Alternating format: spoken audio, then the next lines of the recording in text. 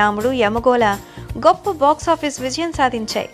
1991 ఎన్నికల ప్రచారం కోసం ఆయన నటించి దర్శకత్వం వహించిన బ్రహ్మర్షి విశ్వామిత్ర 1990లో విడుదలైంది.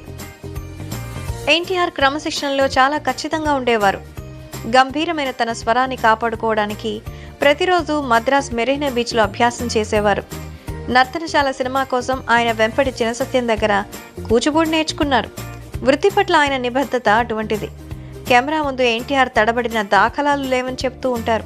ఎందుకంటే ఆయన డైలాగులను ముందుండగానే కట్టెతా పట్టేసేవారు. తారక రామారావు, బసవతారకం వీరిద్దరికీ 11 మంది సంతానం. 11 మందిలో 7 కుమారులు, 4 కుమార్తెలు. జయకృష్ణ, సాయికృష్ణ, హరికృష్ణ, మోహనకృష్ణ, బాలకృష్ణ, రామకృష్ణ, జయశంకర్ కృష్ణ కుమారులు కాగా గారపాటి లోకేశ్వరి, దగ్గుపాటి పురంధరేశ్వరి, నారా భువనేశ్వరి,